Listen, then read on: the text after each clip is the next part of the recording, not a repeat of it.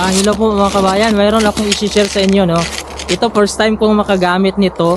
Dati pala itong leak, ngayon nagiging frozen na dahil sa lamig. Tuturuan ko kayo mga kabayan, i-share ko sa inyo kung paano ito gamitin. Ito mayroon siyang dito metal. Dito yan ipakagat, oh. Iipit natin yan dito. Yan, so ito na siya. Ang dali lang niya tingnan pero mahirap gamitin mga kabayan dahil kailangan mong i-balance. Ito naman tungkod to siya, gagamitin mo siya para pang tulak. Tara. Sabay ito.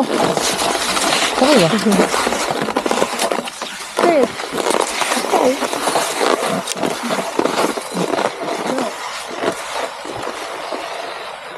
Ayun kang biyak. Oo.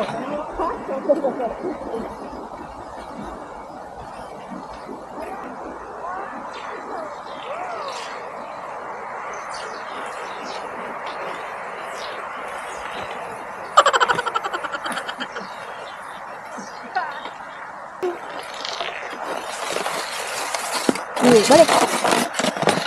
Ya. Kenapa? Hah? Ito nga lang palpak.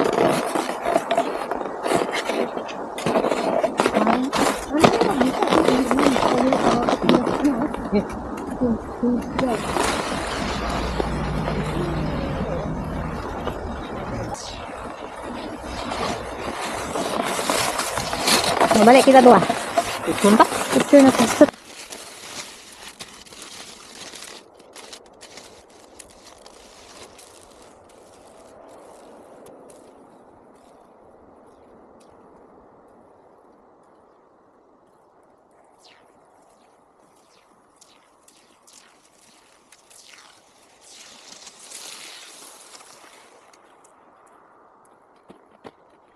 Napakahirap sa mga kabayan.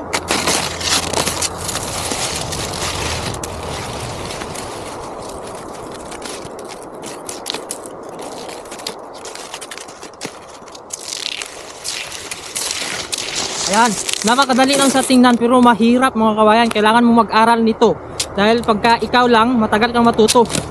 Yan, dahil medyo madulas sa mga kabayan. Dapat sabi nila wala daw ito eh. Dapat ang gagawin mo lang, balance ka lang daw muna sa umpisa. Yan o, dahil maapakan mo.